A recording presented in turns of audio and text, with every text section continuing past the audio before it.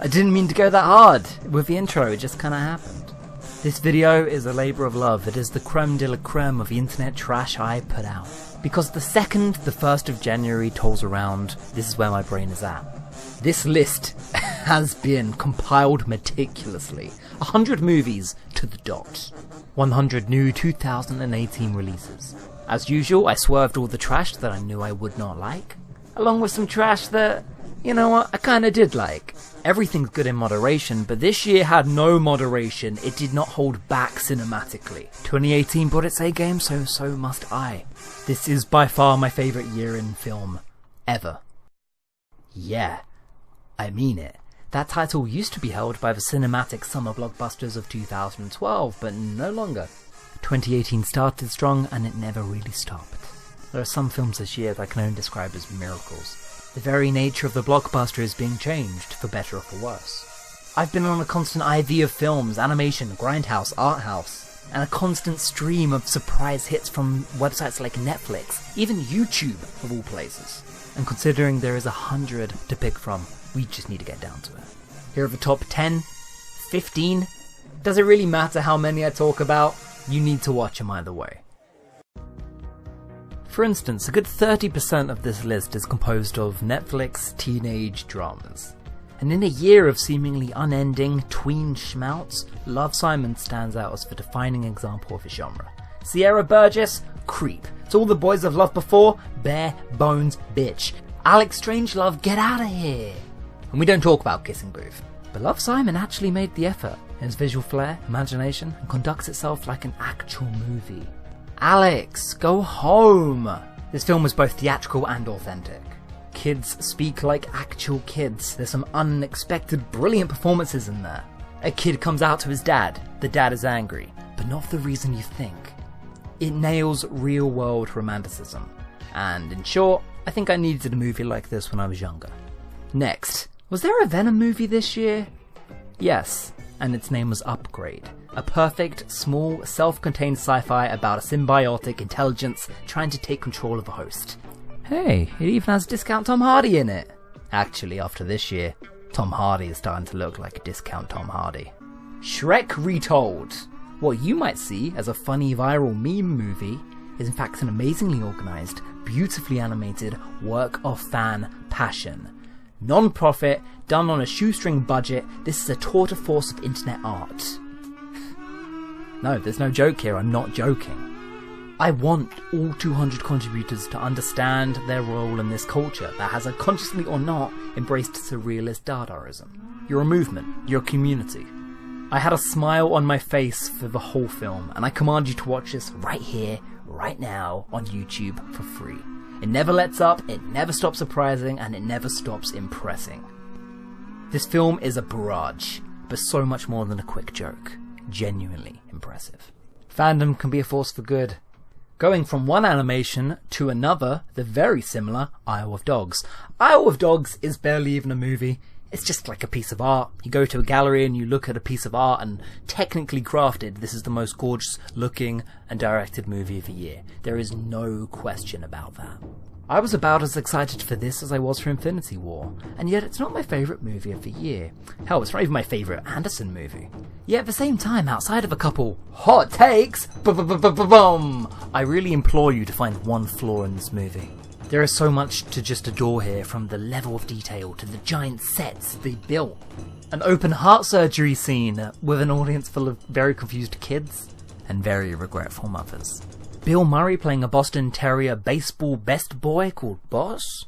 And the most gorgeous, actually, second most gorgeous Japanese aesthetic you will see all year. Funny how that turns out. In any other year, this would be a top contender for best movie. And we still have 13 entries left. I don't know what to add. Wes Anderson is a master of his craft, and all we can do is just watch on. This is the Blade Runner of this year. If it does not take away every single award, there has been a war crime. Love you, Grackle. The best Japanese aesthetic of the year, weird category, actually goes to Batman Ninja. Third animation in a row, no apologies. What if I told you that this film is weirder than Shrek?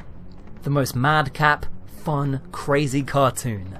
Not only is this movie visually stunning, like I bought it on Steelbook, that's how you know it's good, but it feels more like an experience than a movie-going trip. Actually, that's the perfect word for it, a trip. Gorilla Grodd invents a time machine which sucks in Batman and all of the residents of Gotham back to Edo period Japan. Confused? Don't worry about it. That's just the first 5 minutes. From there we have battling mechs, feudal lords, monkey kings. This was at the top of my list for a lot of the year, but then when the actual Oscar-worthy movie started to come through, I felt a bit guilty about it. Don't be. Batman in Blu-ray is one of the most majestic, ridiculous, amazing things I've seen all year. If to you, The Dark Knight is serious business, maybe take a pass. But this is a film where Batman does Naruto shadow clones, a sight I will never unsee. Top 10. One of the other trends this year was poor anime live-action adaptations. There's been a number of them. One of them was terrible, one of them was average, and one of them was Bleach 2018. Really. For the record, I was never a Bleach fan growing up, but oh my god, the way this film moves. A flashy, distinct visual style that captures perfectly the expressionism and motion of anime. It's so unique, and the closest comparison would be Scott Pilgrim. But then imagine that the action was even better. Until this film came along, I genuinely thought that it could not be translated to film, and I was dead wrong. This film, this team just seem to get it, in a way that makes me shocked that nobody else has before. Suddenly, Series 1 of Bleach is revised into a really likeable movie. Because of the really staged cinematography and often flawed CGI, I never really trust these kind of films to do the action compellingly. This is some of the best fight scenes I've seen all year. Actually, maybe make that ever. I'm feeling really generous today. It says a lot that in a year with Infinity War, Spider-Verse, and Upgrade, this was the king of action. Nothing topped it.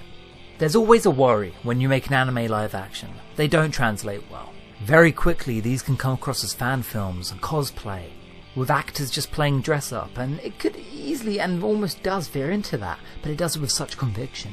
Bleach just goes for it, and I'm shocked it exists. Number 9, blockers. Yeah, I know, guy, don't be mad at me for putting blockers on here. It's been a really strong year with powerhouse movies such as First Man, Wheelman, Shape of Water, Hereditary, Jurassic World Fallen Kingdom. And here goes a light butt comedy with John Cena. I'm as surprised as you are. What they didn't tell me is this film is loaded with heart. Responsible messages with not a villain in sight, but instead socially instilled prejudice. Whilst you definitely can't call this a smart movie by any means, you can definitely call it a mature one. Adult stigmas clash with young adult insecurities in a film that really didn't set out to make me cry, but almost had me there. Ike Barinholtz. Did anybody tell the scriptwriters they didn't have to go this hard, right? It got advertised as a dumb comedy, has a couple butt chug jokes, and then settles into some really heartwarming, heartbreaking material. I also did piss myself laughing. That's more a medical condition. Oh, and also just keep an eye out for Geraldine Vishwanathan. She appeared a couple times this year, and is just one of the funniest comics I've ever seen. No biggie. Number 8. Kodachrome. Oh man, Kodachrome. This won't appear on many other lists. Familiar tropes, reinvigorated and done so well that they feel new again. Jason Sudeikis, for 2 years in a row, has delivered 4 of my favourite performances ever, so he's definitely one to watch and rapidly becoming one of my favourite all-time actors. But it's not just him. Somehow our 3 stars managed to each steal every single scene they are in together. It's so much new nuance and new conversations being had in very familiar surroundings. It's a road trip movie with a tricky dad-son relationship. You know every bit as it comes, but you cannot wait to see these specific, defined, and complex characters give their take on it. Every scene, every exchange of dialogue is so razor sharp, you understand these 3 from the inside out. And that's acting. Number 7 goes to Cam, which is a complete surprise. This Netflix horror caught me really off guard. It's so annoying, you have a perfect top 10 list all planned out, and then Cam comes along. Did I tell you this list originally had Benji on it? I'm sorry Benji, you got left again! But Cam and Benji, very similar movies, both distributed by Blumhouse. And for a small Blumhouse horror, Cam is the spiritual successor to Perfect Blue. That's high praise. Cam has received really mixed reception from critics and friends alike, but I think this smutty Blumhouse Netflix horror is one of the smartest films I've seen in a good while. Customer support, how can I help you? Hi, I'm locked out of my account and I think you guys are just replaying an old show or something. I don't think that's possible. We can't do that. Okay, well does it say my channel's live? Yes, ma'am. Hey, that person is not me. That is a killer pitch, and they go the whole way with it. An internet double life, an internet avatar persona, to be able to look into that and say, you are not me. Oh my god, this is such interesting nuance for a budget horror film. And it's because it operates in that horror movie ballpark that we get so many interesting subversions. This is a well-paced, well-shot, socially relevant anxiety watch. As someone who's had an internet persona for about 8 years now, this hit hard. The twists are brutal, and it's funny, a female-led horror film that understands that sex does not equal punishment. Ugh. Turns out Blumhouse made 2 masterpieces this year! Number 6, Game Night. You know what, it's been so many years since there's been a good comedy that I actually forgot that you're allowed to laugh in a cinema. And I don't mean like a fun, accessible action movie with some quippy lines, I mean like a straight comedy. Game Night is piss your pants hilarious. And it's all done via performance. Yeah, the brilliant script, premise, model establishing shots, they're all there. But oh my god, you have not lived until you've seen Rachel McAdams dancing with a gun. She is the highlight of this year. That is the best performance. I know we don't give Oscars to comedy performances or comedy movies. I don't really know why, but that's just how it goes, I guess. That needs to change. Hollywood, please let Rachel McAdams be funny. Because this is the greatest performance I've seen all year. Better than Bradley Cooper disappearing into his role. Better than Toni Collette turning into a physical demon. Even better than Frances McDormand and Jason Sudeikis' 2 amazing performances this year. She is just so good. The perfect comic actress was in front of us this entire time. It also had a very good movie dog. But the winner of that Oscar still goes to my boy Benji. Hell yeah, Benji! The most boggling thing about Game Night is that it's completely Oscar-worthy. Even technically, I'm sure this is better than whatever wins Best Picture this year. Not one performance, not one inflection out of place. It has its own aesthetic, its own atmosphere. 10 minutes in, you could have sworn this was a horror. And the score, as I'm sure you can hear, kills. But it's going to be snubbed, and we know it's going to be snubbed, so briskly moving on. Number 5 goes to 3 Billboards. A serious drama written by my favourite screenwriter with one of my favourite childhood actors? Okay. 3 Billboards was a real Oscar darling, and it's completely understandable to see how. Lots of people, including the opinions of those I respect, really took issue with it. Is this a responsible movie with responsible message for this time? I'm just gonna go ahead and say yes. Because in this hypothetical version of events, I got to see a movie as good as 3 Billboards Outside Ebbing, Missouri. Oh my god, what can you not say about this? Snarky wit, all-star cast, people at their breaking point, performances of a career, comedy, dark comedy, crime, Martin McDonagh, you spoil us. What begins as a narrow, focused drama about one woman unfolds into one of the biggest social commentaries that I'm still unpacking it, even in December 2018. This is just a fucking start. Why don't you put that on your Good Morning Missouri fucking wake-up broadcast, bitch?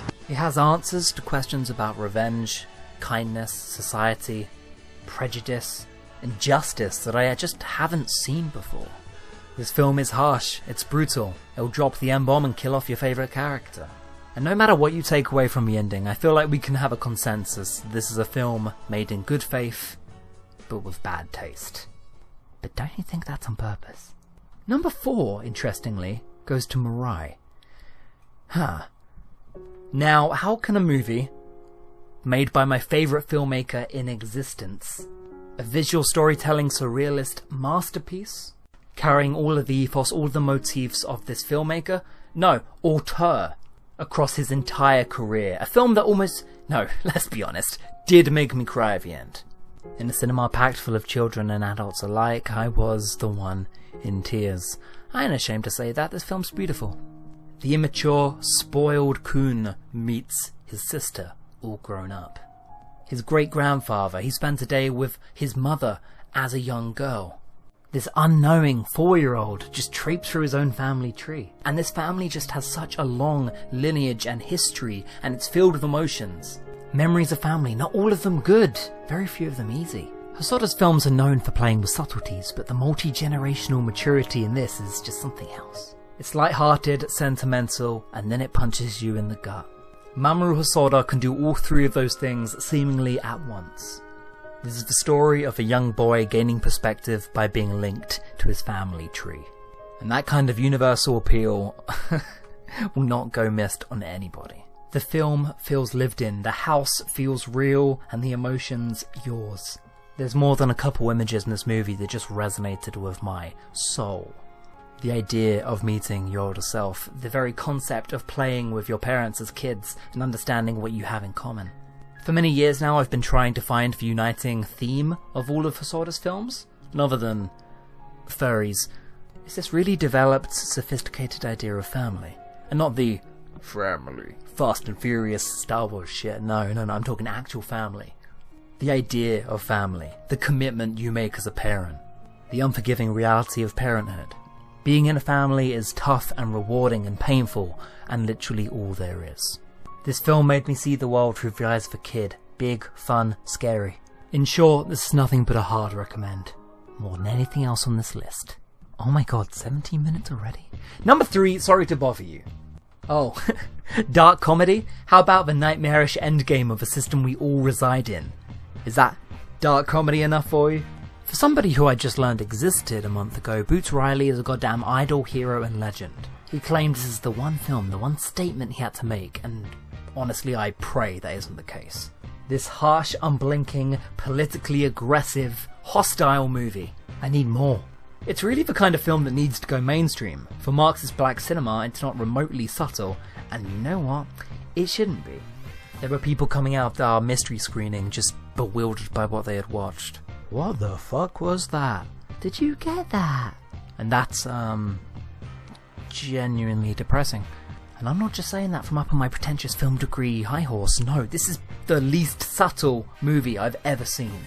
It's not a complicated movie. It doesn't have anything cryptic to say, it just has a lot to say. This film is loaded with critiques and ideas. Actually, really politically charged, radical movies have kind of been another trend this year. In between Assassination Nation, Tehran Taboo, the ending of Black Klansman to the entirety of The First Purge. I think I'm done with subtlety, actually. Reactionary, in-your-face protest cinema is in, and the time for subtlety is over. This film is the ultimate testament. It's a dystopia piece of fiction that Charlie Brooker wishes he could write. Made by a feature film first-timer, who has made a punchy, unapologetic masterpiece that reminds us this isn't okay, this is not normal, and I think I'm going to be watching it for the rest of my life. Anyway, number 2 goes to a cute little fish girl, and I ain't talking about Ponyo. Lou Over the Wall has the most personality and character I think I've ever seen distilled into a motion picture. Is there more likeable animation in the world than this? I don't know. In any other year, this would have been the number one without question. The most vibrant and colourful movie released in 2018, or any other year for that matter. 10 minutes in, and I clicked that I was watching something very special. The very second the title card drops, I knew this was going to be a favourite. I just knew. And I can confidently say this is one of the greatest films I've ever seen. I'm giving out so many compliments, and I mean every single one of them.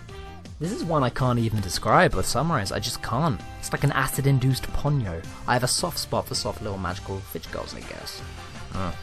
This is a film with a gorgeous, unique location, a town and a world that you'd actually want to live in. This film is fluid like water. You never know what it's going to be from one second to the next, where it's going to go, what it's even going to look like in 10 minutes time, and I wish it ran forever. This is just one you'll have to take my word on. This has instantly cemented itself as one of the best films I've ever seen with my eyes. This year has just been so good to me that half this list are going to be lifetime favourites. Please watch Lou Over the Wall. And number one, what else? Oh man, what else could I give it to? Come on now. I don't usually give Marvel films the number one spot, but they kind of performed a miracle this year. Yes, the movie I am talking about is, of course, Ant-Man and the Wasp. It just brought so much to the table. Disney really just knocked it out of the park. No, real talk, Disney has dropped the ball a lot this year, I'd say. Outside of the beautiful Black Panther, a film that has actually genuinely meant a lot to a lot of people, and had a huge cultural positive impact. There's no other film I want to see get nominated for an Oscar than Infinity War. And when Disney give these IPs to brave, smart filmmakers, you get Infinity War. A landmark film that does make history. We were alive for Infinity War. And when they don't, regurgitation, adding nothing to the cultural consciousness. Some familiar iconography, boom, you're coasting off an IP. So it's just jarring when they happen to make cinematic history with superheroes. IPs that meant nothing 15 years ago. Characters that nobody had ever heard of are now breaking new ground and writing future cinema history. Yeah, you can hold me to that. Delivering on the season finale of all season finales? Did it. Lead character a complex CGI masterpiece? Sure, did it. Juggles an impossible roster of A-listers? Done. Easy. Ending a summer Disney movie with the villain winning? And all of our heroes and IPs and merchandise crumbling to dust? Yeah, we did that. Can we create a generation-defining moment?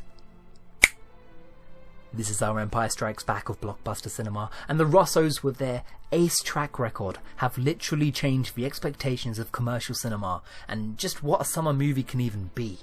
They proved that in Civil War, and they did the home run in Infinity. Oh my, this is a cliffhanger so good, I actually don't think I want it resolved. I'm hesitant for part 2 in case it ruins part 1. Because part 1 is more than a film. A film shouldn't be able to balance all of this, and the Russos and their passive coolness just make it seem effortless. Of course, you can't recommend it to everybody, it's a season finale. But oh my god, to be part of a fandom, to follow a series of movies and have every single bit of your commitment pay off 10 years down the line is no small feat. If Black Panther does win, or get nominated for Best Picture when it comes around to Oscar season, there will be a little part of me that's mad. I do want genre films in the running again. But when you've had such actual movies, not even genre movies, films like Logan, completely snubbed. I'm sorry, Black Panther does not stand up against Infinity War for a cinematic achievement. I've said it before and I'll say it again, this film is a miracle. And it should not exist. Thank God we're in the one timeline where it does. You just listen to my passionate ass talk about movies for 24 minutes straight. I'm sick of my own voice. See you next time.